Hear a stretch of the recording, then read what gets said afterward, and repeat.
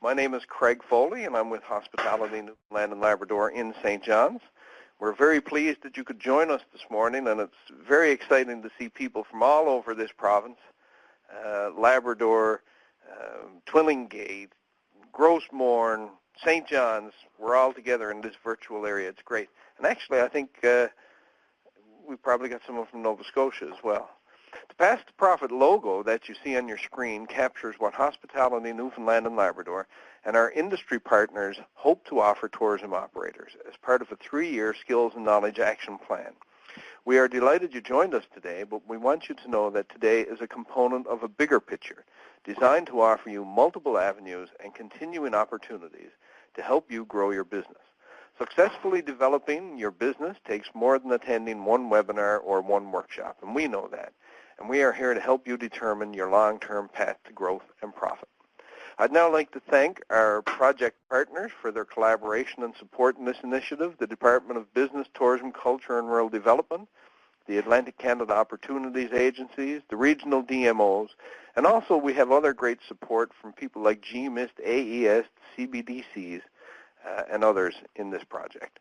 We're very happy to have Eva Gutsche of STEM Consulting and Marketing here with us today. Eva is the founder of STEM Consulting and Marketing and brings a wide range of experience and expertise to the organization. Her solid background in management and sales allows for a practical hands-on approach to be applied to various programs.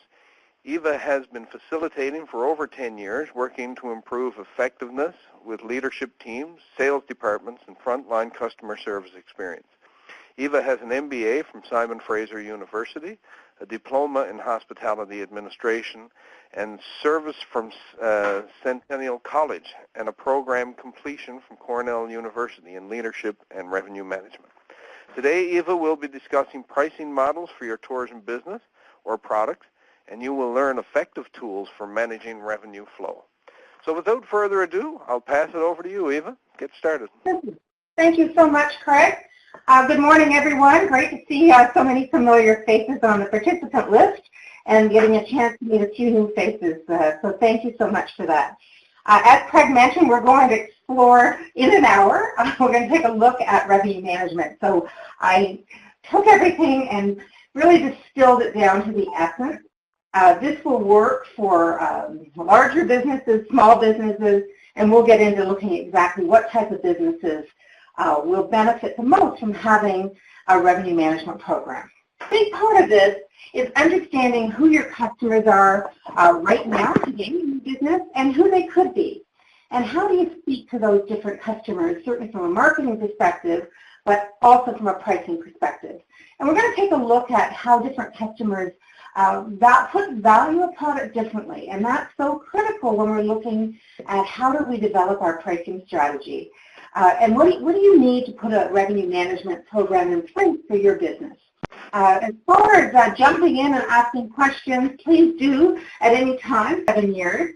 So do understand the different types of businesses and some of your challenges, certainly some of your opportunities, and how that can all relate to a good pricing strategy and a revenue management model. So the official kind of definition here, what is revenue management? It is a systematic process designed to increase revenue by considering demand, reservation scheduling, and variable pricing. So in layman's term, it's really selling the right room, I'm going to put room product, for the right, to the right person at the right time for the right price. That sounds simple. There's a little bit of an art to this. But if we do it well, we're going to maximize the revenue opportunity while ensuring the customer is experiencing good value, where they feel they got what they paid for, this was a great experience for them, there was value in relation to the money spent. So that's in a nutshell where we're going to head with this. So if we take this one step further, so I want to simplify the process for understanding revenue management. So tell me when you want to arrive at my business, so be that a restaurant, an attraction, an experience, a hotel, any perishable inventory, which we'll address shortly, and I'll tell you the price. The other way we can do that, the customer can tell you the price, and then you can tell them when they could arrive and what would it include. So in here, it's really looking at price, but as it relates to your overall supply and demand. So we look at products, services that can use revenue management. It talks about perishable inventory. So anything that you have that tomorrow will be gone. So that seat on your boat trip at 2 o'clock, if you don't sell that at 2 o'clock, you can't sell that same seat tomorrow. You'll be selling a different seat tomorrow. So it's products, experiences, and services that have an expiration time or date. So if that room isn't sold by midnight, that's gone. So that revenue opportunity is gone forever. It also works for industries where price is a motivator. So you've all been subject to this. Any of you that do the coupon or deal specials, I mean, that's very much a price motivator. Any of you that sign up for last-minute deals so you can get away from that February weather and head south, that works. So price as a motivator is a key factor here. If your business can attract different types of customers, which almost all businesses can. So if I understand that I have, maybe some business travelers, I have a little bit of meeting business, if that's something that I offer. I have different types of leisure customers. I have seniors. I have family business. I have those that live in the province maybe within 3 hours of my business that I can try to attract to come on the weekend. So getting a sense of who my different customers are. And you have demand times. So certainly seasonally, Newfoundland and Labrador, you've got a demand time. It's summertime. So that's definitely a consideration. But within that demand time, you might also have variation. So it could be that you run really good occupancy in the summer, but maybe Sunday nights is a little bit tougher. Or there's another day of the week. You do business travel, you're great during the week, but when those business people leave on the weekend, you've got availability. So the seasonal demand periods that we mentioned, and other peak demand periods. So that could be for events. I know have Trail Tales and Tunes and in Growth Morn, for example. So that happens every year. Some of the other fantastic festivals and events in the province that drive demand. So those are things that we can consider. So you've got those maybe ongoing or annual, and you may have one-offs.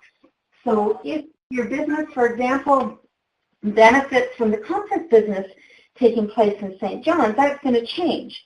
Those conferences will be a little bit different each year, but if I get a handle on when they're coming, I have an opportunity and I can practice some revenue management. Looking at the questions I would ask in relation to the strategy around pricing is what market segments do we go after? So market segment, again, could mean that type of customer, corporate travel, leisure travelers, senior travel, maybe you've got some specialty type travel.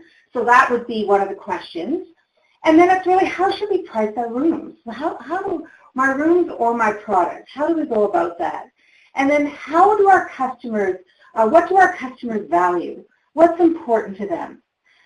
So something simple from a view. They want a view room, or the space of the room, or the configuration of the room because it's a family market and you have rooms, maybe suites that have separate bedrooms. So start taking a look at what do the customers really value. Then when we look at the revenue management piece, it comes down to, should I sell this room or product at a discount, or should I take a chance on the future? So that's always a little bit of a gamble. I have a chance to sell a room at a discounted rate, but do I really want to do that in July when I know I'm probably going to sell out? But it means that I would have to turn that down and take a chance on the future. So taking that chance, we really want to look at the risk factor. So, how much risk is there in doing that? Or is it more risky to actually take the discounted room and then, lose an opportunity in that short window, those 100 days of where I make my revenue? And how many rooms should be available at each price point? So this is critical. You might have those special rates starting from $99, but you don't want all your rooms at that rate. Maybe that's part of a marketing piece. And so in there I'm going to have, yes, I'll have 5 rooms or 5 seats on the boat trip or 5 tickets to the theater available at the low discounted price, and then it's tiered as my demand grows. Okay, so let's jump ahead here. So when we start looking at strategic pricing overall, I talked about managing that risk. So I really want to have a handle on what's going on. Some of the things I can control, a lot of them I cannot control. So it could be increased or decreased airlift into the major airports into the province. What about the ferry? Shifts in schedules, is that going to impact me? New routes, how is that going to impact me? Gas pricing, that's something we've seen have an impact right now. Conventions in major cities, maybe there's development happening in an area. So broadly, kind of what's going on out there that may impact my business. Sometimes it's things like passport, when passport rulings changed. That had an impact on a lot of businesses because some people weren't sure of where the Canadian-U.S. boundaries were and you needed a passport all of a sudden. Do you have control over that? No. Can it impact your business? Absolutely. So the next one we want to take a look at here is what's the economy doing? So at times, right now, our dollar is low. Our dollar is low in relation to the U.S. dollar. Great opportunity for tourism. It's, bringing Americans back into Canada, which is great. So I want to start taking a look at some of the economic factors and how they're going to impact my business. And that should then impact my marketing and then my pricing. So I want to start high level, and then we're going to narrow down here as we get a little further down. So the exchange rate that I mentioned. So what's happening? What's happening in the destination? So talked about some of those great events that you have. How are they growing? Are the dates expanding? How is that going to impact business? What new events are taking place? Is there something, a startup, a grassroots type festival starting up that will grow in time and have some short-term and long-term demand? And really want to get a good sense of what my pattern of business is. So when is it, when do I do really well? It's no trouble selling a room at all, and when do I struggle a little bit? Or more than really struggling is more, when is there availability? So there's an opportunity to look at pricing to attract different types of customers. I also want to understand who my competitors are. And for some of you that have done the packaging workshops with me, talk a lot about the competition. So is it the business next door? Maybe, but maybe not. Maybe the competition is a little bit broader. When I start looking at comparative pricing, perhaps it's going to be more regional. Perhaps I want to look at Atlantic Canada overall, because the travelers are not just coming to my business for the 2 weeks. They're going to be in different regions. So I want to get a really good sense of what pricing looks like from the customer's perspective. So what are they spending at other businesses before or after they come to mine? So that's really quite important when you start looking at your own pricing. And you want to know what your competitors are doing in relation to pricing. So, maybe these are ones that are a little closer to home. Do they panic and drop the rates? Are they holding on to rates? You want to watch that. I do want to warn here, you can only watch it. So nowadays, watching is pretty easy on the internet. You can really figure out what any business is doing and take a look. You cannot have the group together and discuss pricing. That's illegal, but you can certainly watch what your competitors are doing. Great, so let's continue on here. So we start looking at you may be the business owner, but if you are the business owner, you have many hats. You may not be the owner and you have a specific hat, but one of your hats, inevitably, if you're here today, is something to do with selling. So the job of sales and marketing is not simply to process orders at whatever price the customers are currently willing to pay, but rather raise the customer's willingness to pay a price that better reflects the product's true value. So when we start looking at what are the customers' value, this ties that together. So I would want to offer different pricing based on what my customers are looking for.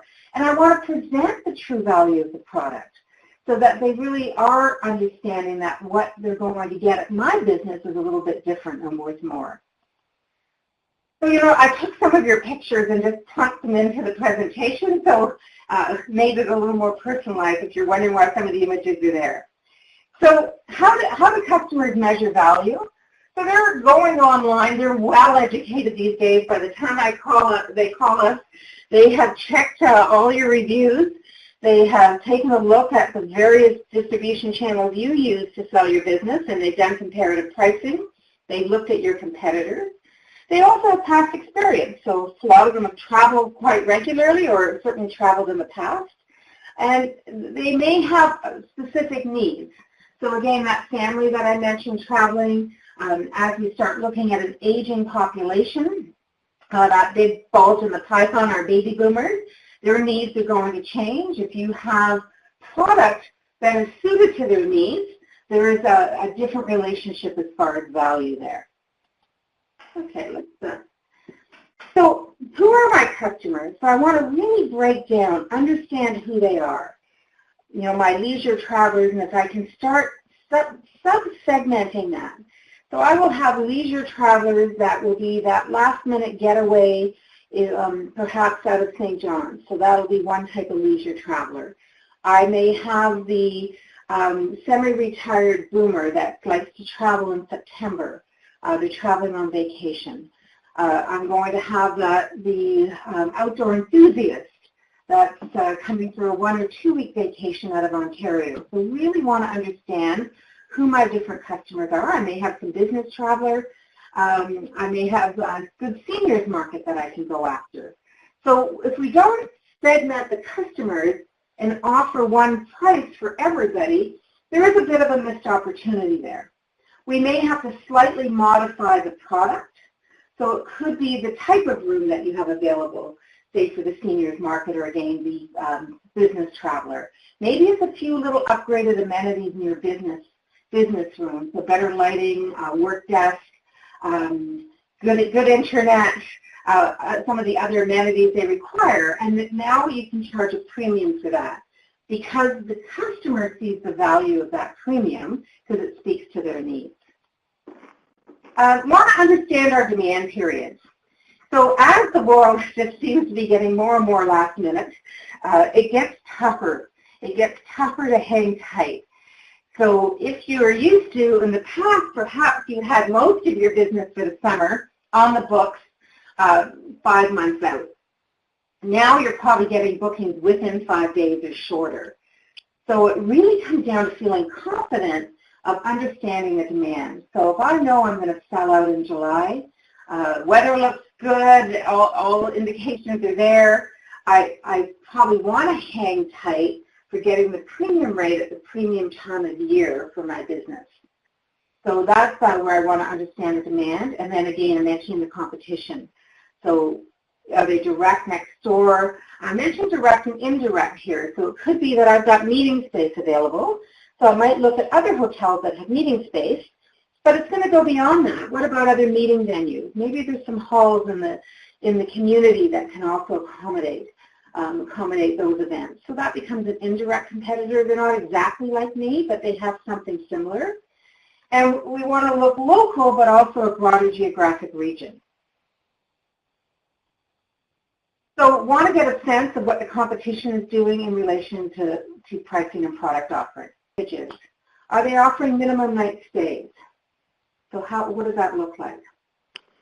So we start understanding the buyer behavior. So it's going to shift based on the economy. It's going to be impacted by buyer types. And the planning approach for each customer type is a little bit different. And so I want to get in to understand how the customers really measure value. So if we start looking, if we want to break our customers down kind of broadly into 4 categories. So we will, ideally start with the 4 categories, and then I mentioned go by market mix. So the first one is our convenience buyers. So it's just easy. They want it now. They don't want to do a lot of looking around. It looks good. I'm going to take it. I'll give you a couple of examples of each. Then we have our relationship customers. They really like your business. I'm sure many of you have great relationship customers, and they come back not because it's just the product you offer, it's also because of you. So they have a relationship with you. You and the business are one to them, and they wouldn't think about going anywhere else. We have our value buyers. So these are the ones that you have an opportunity to really influence. So they're going to research and compare. So what are they comparing? How are you going to stand out? What can you do to make your offering more appealing to that value buyer? And then we have the ones, these are our shop around customers. It's all about the price. So let's take a look at each one of these. So the first one, I mentioned our convenience buyers. So location could be a factor. Absolutely. The ease of purchase. It's just went online. It's the first one that popped up. It's easy. It looks good. It's 3 or 4 done, whatever I'm looking for, and I go ahead and I buy that. It could be urgency or need. So if I am driving my car and that gas light has gone on, and even though I may have petrol points, I'm going to drive into the first gas station because my need is high. I don't really care how much the gas is. I don't care the fact I'm not getting points. I just need it, and I need it now.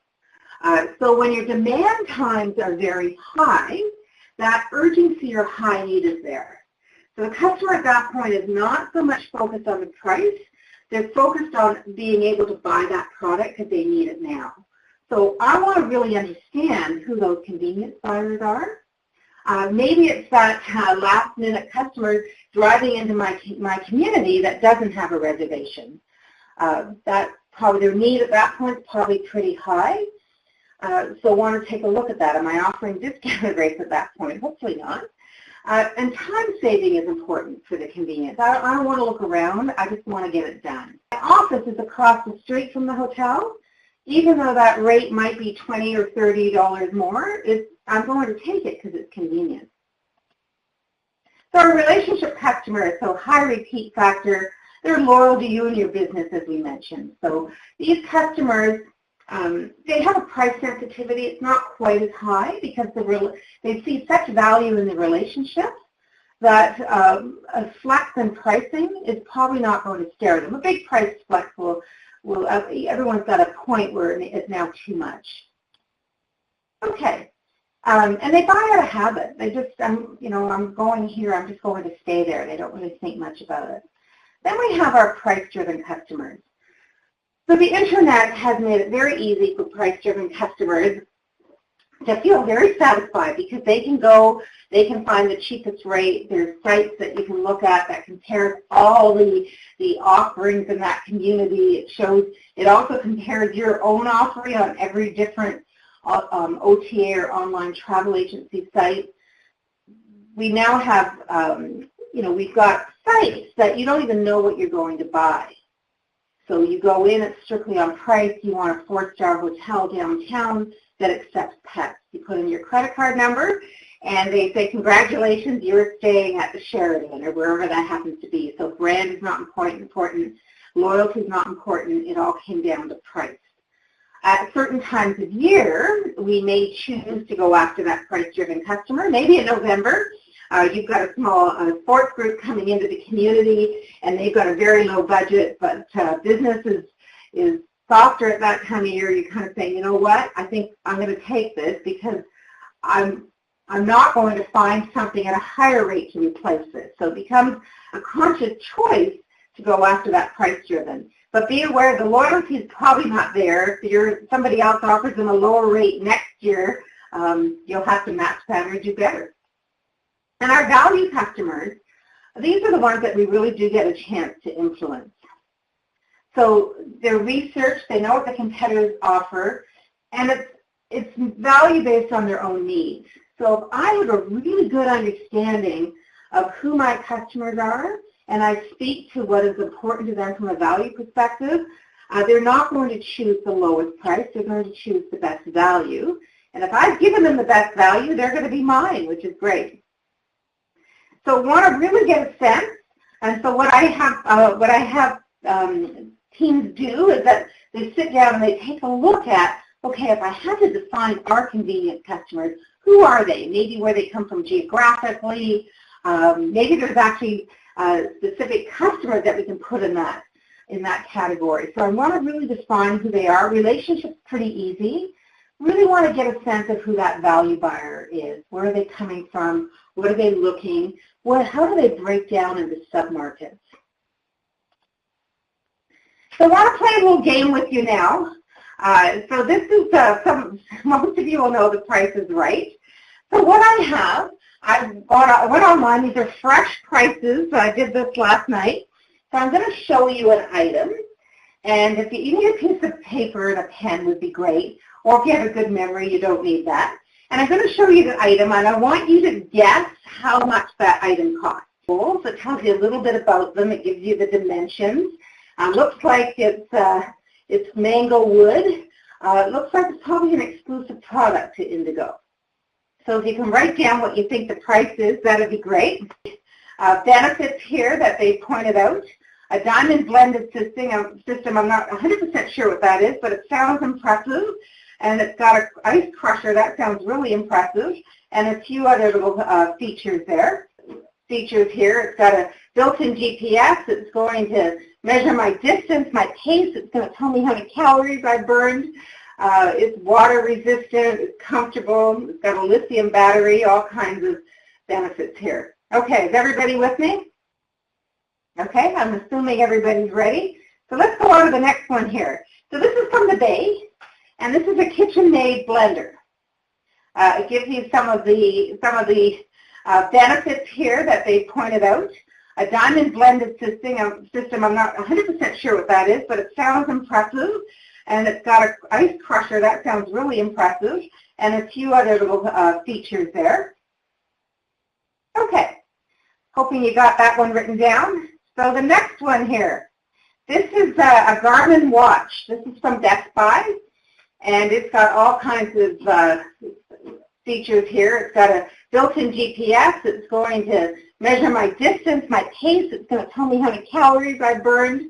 It's water resistant. It's comfortable. It's got a lithium battery. All kinds of benefits here. Okay, is everybody with me? We're having a ball here, Eva. Okay, so here we go. Total Price is Right playing in the background here. Okay, so the actual price of the bowl was $58. So I'm assuming some of you may have guessed higher or lower. Okay, the next one, we have the mixer at $209. Oh, cool, you came close at $56. Jamie, you came in higher. Okay. Great, so that works. We've got one lower, one higher. I love when the exercise works. So oh, you're way off, Janice? Okay. Higher or low, I'm curious. A couple of way off. Okay, great. And then we have, Janice, you're lower. Okay. We have the next one here. This is the Garmin watch. It's $119. So this game that we just played, I love this game because it really takes a look at what your customers are doing.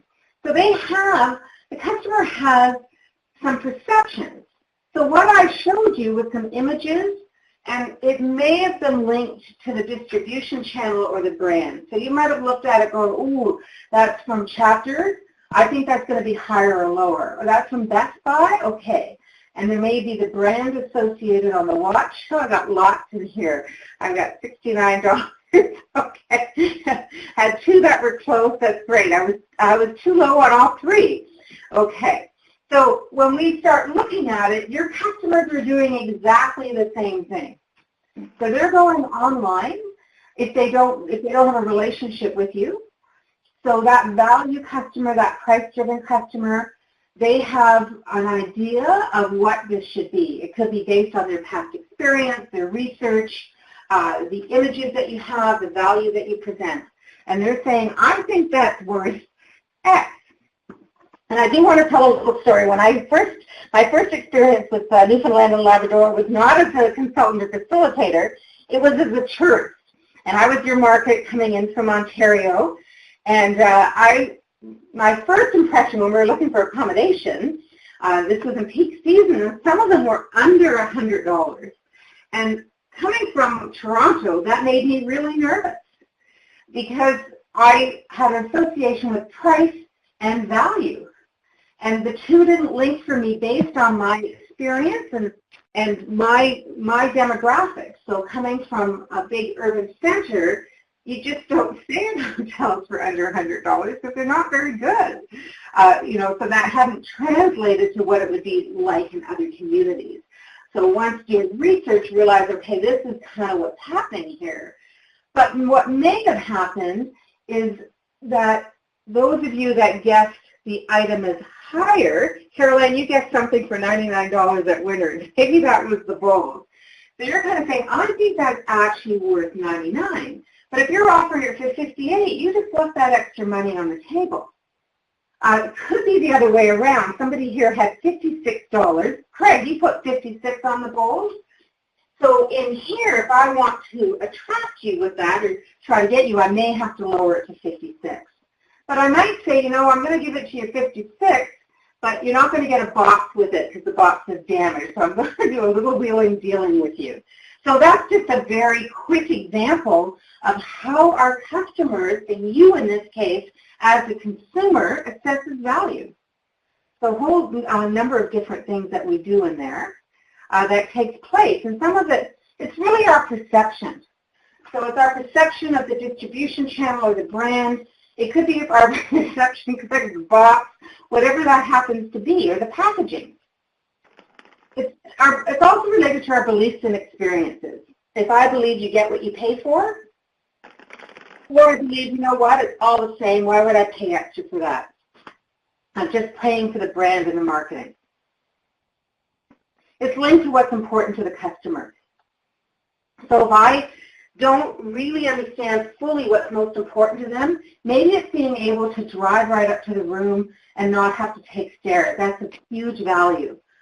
Great, so how do I maybe look at that a little bit differently? What else do they value? Do I now have a couple of enhanced offerings or products for that market in there based on their needs and how they measure it? And it's certainly linked to price, but really in relation to comparable benefits and what's out there. This is one of my favorite quotes. Everything is worth what the purchaser is willing to pay for it. So I think we probably get the example of concerts a lot. I'm always amazed, friends heading down to concerts. We had, I think it was Paul McCartney was in last week. And, the ticket may have been a $100 ticket, but someone at that point, even though they know that was the going rate, said that ticket to me is worth $300. And they're quite happy to get a ticket. They're hoping that someone would sell it to them for $300. So we start looking at that. That's worth an extra $200 to me because of the limited supply. The fact that I even get an opportunity is worth a lot to me. So it's always nice when we have that kind of situation. So I want to talk here a little bit about the airline model. The airlines really brought revenue management to the forefront many, many years ago. So when we start looking at, you go online now, and we'll take Air Canada as this example, but any airline site will work, and you see a flight from Deer Lake to Toronto. And how long is that price guaranteed? Anyone want to guess on that for me? Well, it's not very long. You're going to get a message within 10 minutes that's saying this is about to time out, and after it times out, that price is gone. So you can log in right after that and say that ticket was $299 and now it's $369. That's just the way it goes. So this quote was from a former CEO of American Airlines. I had a chance to do a pricing strategy program at Cornell with Dr. Shoemaker, and he gave me permission to use the next couple of slides, and I do want to share them with you.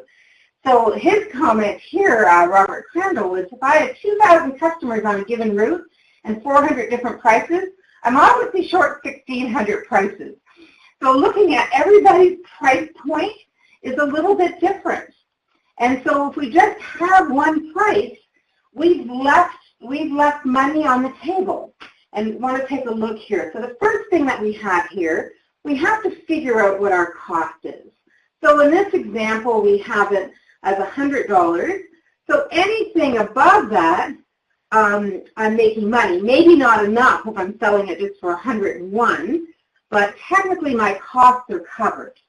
But that's when we need to go a little beyond that. So when we start looking here, if I could pick one price, just one, we see the black box there, so it brings us here that maximum profit price for one single price.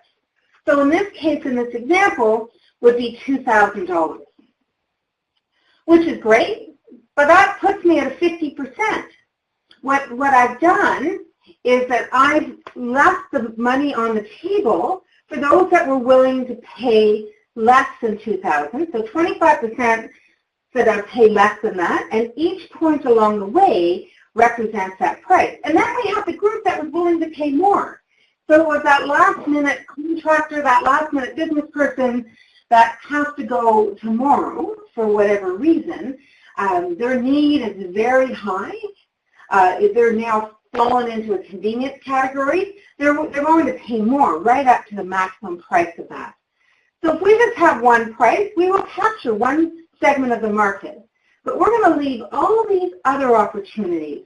We're going to leave that discount traveler that would have traveled had there been a deal. So we're going to motivate them by price. They're going to get a chance to visit their aunt in Toronto, and the sale of that is going to go down to $199. So that customer says, for $199, I'm actually motivated to travel. And as I mentioned on the price 3, we've left that business traveler that needs to go now and willing to pay more. So we want to make sure that we have a range of prices based on different types of customers. So what I have here, I'm going to take a look at, describe this as the sales mix. So as you're putting together your plan, so revenue management requires planning. I have to really, as I mentioned, understand all those factors. So if I know now that I sell out every Canada Day long weekend, then I want to make sure that I'm offering the rack top price because there is demand for that. History continues. I've looked at my history year over year.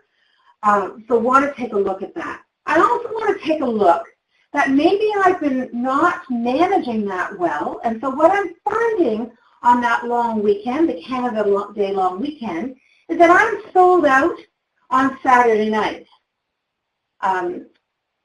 But I've got rooms on Friday and I've got rooms on Monday. Well, that's a little bit of a planning issue. So what I want to take a look at, that's a high demand period. I should not be allowing one-night stays on Saturday night because once Saturday night is gone, customers don't want to stay for one night on Friday night. They wanted to stay for two. So I probably want to take a look at that and say, when do I need to implement a minimum night stay, be that 2 nights, whatever that happens to be. I also have the opportunity on peak demand periods saying, yes, we have rooms available. What I have left is our deluxe package, which also includes breakfast and one dinner. Do I have an opportunity to sell other aspects of my business and bundle that together? That's, if the demand is there, that good opportunity for the business to showcase that. And the customer, because demand is tight, will look at that and say, you know what, that's actually a good deal. Yeah, we'll take that, versus them leaving your business and maybe having breakfast elsewhere. So a couple of things we can do. So how I broke this one down, I guess it gave you a little sampling. So what we need more rates. For those of you with your businesses that don't have a lot of rates, that goes back to that airline model. There's an opportunity here. So I'm going to have my rates. So I've got rack rate here just as an example. So May, I don't think I'm going to sell a lot of rack rates in May. But come June, July, and August, yeah, the rate's going to go, I'm going to sell more of them. What I'm going to do in May, as we see here, I'm going to sell more discounted rates. And I'm going to have 3 tiers of discounts. So once I hit it, and we can do this in different ways. So the airlines do a mix, but if you go on now and you would like to book a seat for 4 months out, chances are you're probably going to get a little bit of a discount. Closer in, you may as well. It depends what happens. So that last minute seat sale, if all of a sudden they're below a certain percent of sold seats, say they're below 50%, realize it's perishable inventory, they will give a discount and try to get rid of it. The other possibility is that they're at 90% and they realize that their last minute business traveler kicks in because they've done their research, no discounts. So want to have a couple of different opportunities. So you still talk to the customer, you still get a chance to assess the customer, present different value, but you've got a little bit of flex there in your rate because you've set up some different rate structures. Got corporate rate here a little bit higher. Again, maybe there's some amenities that speak specifically to that market. And then in here, I've got the seniors rate quite low, okay? So, but I'm going to black it out. I'm not going to sell any in July and August. I'm just going to sell them, and it's a minimum 2 night, as I put in brackets there, Monday to Thursday. It's a 2-night minimum, not available weekends, because I'm really soft at that time and hoping to get some on the books. So hope that makes sense. And so this ties in very much to, this is a very rudimentary. You can run it in Excel. I'll just give you a couple of different ways of how you can do this. So I need to look at really ideally each day and say, okay, this is what's going to happen here. So I've got a sample here. This is a 1-week sample. And I'm going to have all the rate categories opened on Monday and Tuesday. So I'm going to, of course, try to sell rack rate. If I can't, I've got 3 discount options available there. What I'll end up doing is looking at this from a demand perspective. So I may only allocate 3 rooms. Say I've got 20 rooms. So I'm going to allocate 3 rooms at the discounted rate of $95. That's all I want to sell at $95. So that goes back up to the slide before. This is done for the month, but I now break it down by day. Once those 3 rooms are gone, I don't have the $95 discount, but I do have 105 available. And maybe at this point it's open, but I'm only going to allocate again 3 rooms. And then the next discount, I've got 115, but at this point, if I had 20 rooms, I'm running close to 50% occupancy. So I might be happy with this. I might flex this a little bit.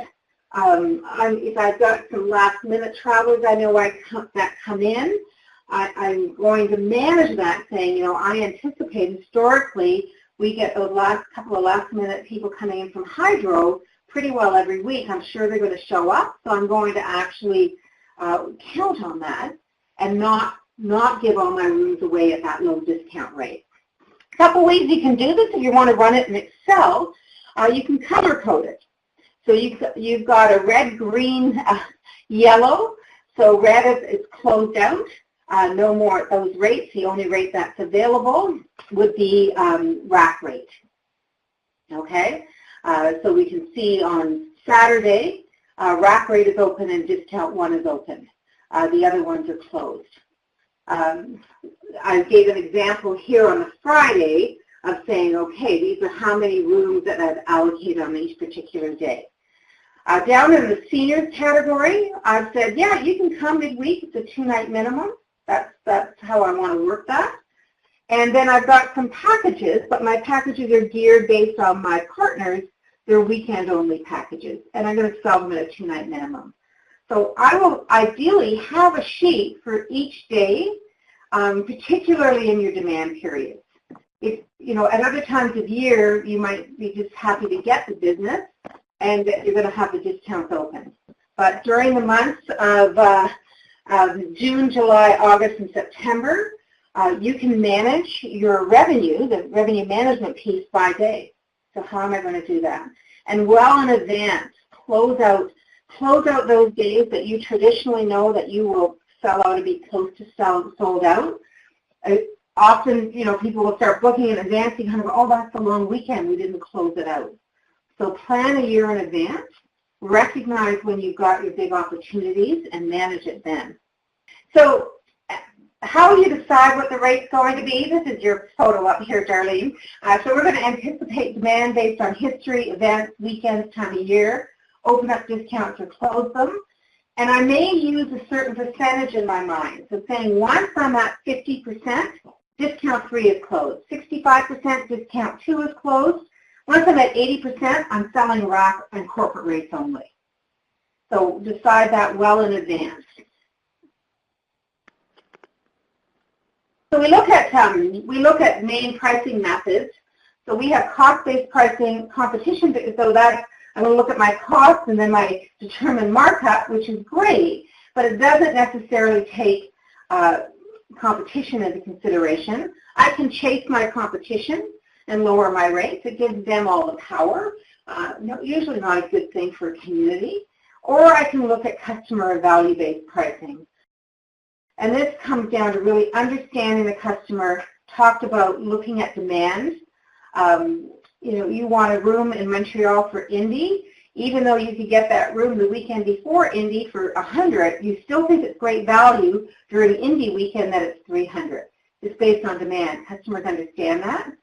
Unique experiences can drive demand. So if you're the only one that has a certain package, a certain offering, the demand, the consumer demand goes up based on that.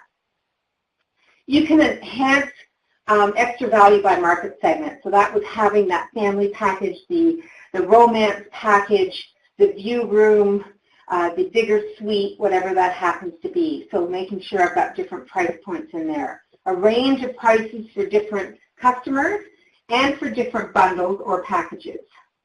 And discounts have restrictions to drive demand at certain times.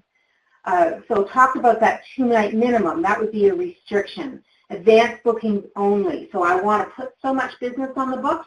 Sure, I'm happy to give you a discount.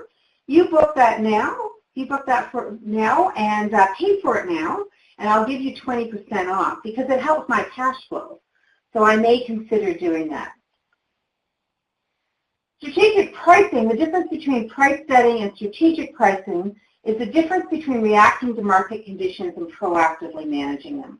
And that's what we're trying to do when we understand demand and customer value. So what you need to get started in a revenue management program for your business, regardless if it's accommodation, attraction, restaurant, other.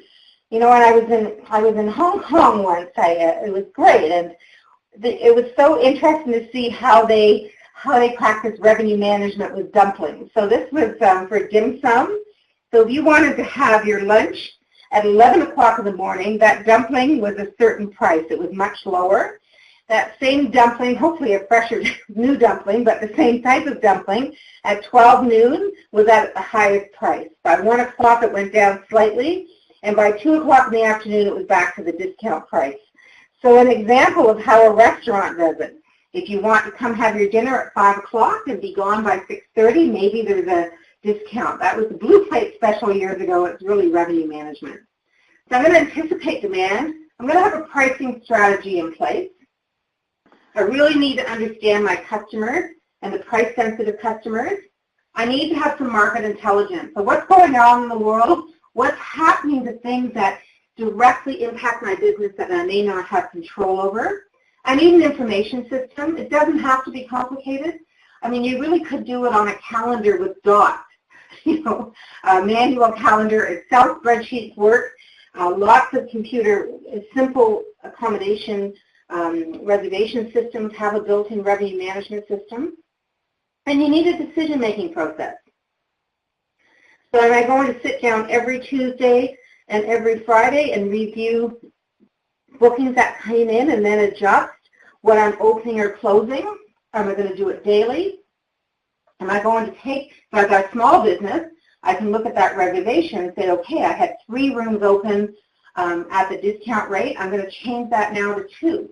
So I can get it that finite. But I need some kind of process and consistency in place in order for it to work. So we start looking at our tourism customers. Here are all the different types of customers: the leisure, the corporate, special events, travel trade, people that are just going to decide day of, the advanced purchasers, and what they're motivated by. So have I got a plan in place to address all of these? So I also want to take a look at this very broadly distribution channel. So how am I getting the word out there? Online, am I using other booking engines, hotels.com, Expedia, any of those? And am I working with tour operators? Have I got some coupon or discount sites that I find work really well for me? So I've now decided I'm going to have these discount rates. How am I going to get the word out? And just want to talk a little bit here. I've got the word rate census. Rate census is just a fancy way to say rules. So yes, I'm going to offer you a discount, but I want you to book in advance. I want you to arrive on a Sunday. I want you to stay 2 nights. You have to prepay or make a deposit. One of the things that you'll often see is local residence rates. So I'm going to do that. Part of why I do it is to address my local market. The bigger reason I might be doing it is because I have contracts with other online travel agents that say they get the lowest rate. But usually the local residence rate's exempt from that because it's not available to all consumers. So it's something I might consider doing in order to be able to unload some last-minute inventory. So I might have a local residence rate. It's only available 3 days prior to arrival, subject to availability. So that would be a rate sense tied into that. Pulled this off the internet, thought it was a good example here. So this is the difference between a prepaid rate and a flexible rate. So yes, I'll give you a discount. That room is normally $479. I'm going to give it to you for $439, but you're going to pay me for that today, even though you're not arriving till December, and it's 100% non-refundable. So you as the consumer take the risk. I've given you a lower rate, but I minimize my risk because you can't cancel it. So great example. I know some hotel operators in Newfoundland and Labrador have been doing this, which is great. I know by some of the packaging ladies, so how to get a little plug in. Certainly create some packages and experiences. Lots of great ways to add some value and sell different aspects of your business and community to the consumer. You can build slower times. They're often prepaid. Includes components that are, high value to the customer but don't cost you a lot. It looks at overall revenue. So maybe you even have T-shirts or gifts that you sell or food items you sell. You can incorporate that into the package. Oops. You work with partners and create unique experiences, so driving that demand, they can only get it by going to visit you. With pricing or packages, we can drive need times. And I just want to make sure that that package has value. So value has been a common word here this morning. So when you start looking at it, do I have enough seasons? Do I have just one high season, or do I split the high season into the pre-high? Have I got maybe different rates in July and August? I'm busier in one. Time of day. So if you're operating a sightseeing tour, which is the busiest one? If it's a 2 o'clock one, and everyone wants a 2 o'clock one, maybe that should be a little higher than the 10 a.m. one. Again, what's your busiest day of the week for arrival? How do you extend the length of stay? Putting a minimum night stay is a great way to do that. You can change your prices. So you're worried about, I've got this pricing out there. Prices starting from $99, and they're going to range like the airline seat from $199 to $699. So prices starting from. So anticipate demand and adjust accordingly, and look at your offerings. How can that just look better and have more value for the customer? Some of the little small theaters, maybe it's a cushion on those wooden benches, and you pay a little bit more for that and you're closer to the front. whatever that happens to be. How can I look at my product and see how can I add value for the customer there? So that's the program. I'm going right at 10:30 here, but we started about 9:35, so I'm going to open it up for questions. What about, I guess when you talk about demand, it's like, at what point do you want to try to hold your brand and not discount too much and things like that? Is that something to worry about, or? Yes, because you can train the consumer to wait. So if they know that you 4 days out, generally start offering online discounts, you're going to train them not to book till 4 days out, particularly if you're working with a more local market. So Darlene, if you're, say, attracting weekenders from Corner Brook, for example, yeah, and they know that you tend to do that, yeah, it's a little bit risky in there. So so you'll have to watch that. But if it's in April and May, maybe it's okay because you're happy to get that, but absolutely no discounts in the summer months. Right on. Thanks. Yeah, no problem. Okay, I see a couple of questions here. Carol Ann, hi Carol Ann. With boat tours, is it risky to have a variety of prices? I think there's a great opportunity there. I'm sure that you've got tours that are more popular than others, but based on time of day. So having those at a higher price and saying, great, you want that at a lower price, we can do that for you. But then that sailing leaves at 9 a.m. So this is basically, tell me how much you want to pay, and I can tell you what time that boat leaves for you. So I hope that makes sense. And there's ways as well, if you've got a peak sailing or tour, are there ways that you can add a little bit more to that, increase the price. So yes, the price is more, but you're getting this and this and this. Or it could be that, you're getting the sunset because the sun is setting at that time. So really getting a sense of what's important to the customer. If they all want to be on that sunset sailing, I think there's an opportunity to give a discount on that early morning sailing and hold or raise the price slightly for the one that's got the higher demand. I got peak season last week, June to first week in August. Great. You have, and that's the season, but are there days that are busier than others? Are weekends busier? Is it midweek that's busier? So start taking a look at your demand flow, and based on that, if this history has repeated itself for several years, I think that's pretty good intel, and then how do I now use it? So you got it here, 1 p.m. is busiest, 9:30 a.m. is least busiest. I think that tells you a lot right there. So there's some opportunities in there to maybe take a look at that. Yeah, thank you very much, Eva.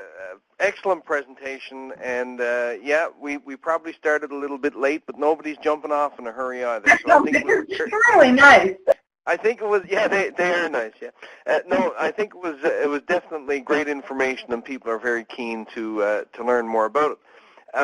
If you are wondering what your next learning steps might be around this presentation and the content, there are many options available to you simply by contacting Hospitality Newfoundland and Labrador. We would be happy to help you determine your next steps, whether it be one-on-one learning, further webinars or workshops or programs offered through other training providers who offer programming relevant to your business. After this webinar, you will receive a follow-up email with some information and resources, as Eva mentioned. And there will also be a link to an evaluation survey so we can get your feedback. And we value that feedback. It lets us know what we're doing well and tells us where we can go forward. Also in that email and in other emails, we will be presenting you with other opportunities for future learning. I'll mention just a couple. On November 17th, we're doing another webinar on developing an RFP for web design. We're also doing another webinar on November 19th, developing a sales action plan. Also, we're doing the Tourism for You road shows, the week of November 3rd to the 5th in Central, November 9th to the 12th in Eastern, and the 26th and 27th on the Avalon Peninsula. So be sure to check your email, check out our website, and stay tuned for that. Before we sign off, I want to thank again our partners for their collaboration and support in this initiative. the Department of Business, Tourism, Culture and Rural Development, the Atlantic Canada Opportunities Agency, the regional DMOs, other supporting groups like GMIST, CBDCs, AES. I want to thank Eva for her great presentation this morning, and also I want to thank you for attending. We find these to be valuable, these webinars. If you do, please let us know in your evaluation. So thank you very much, and we'll talk to you again.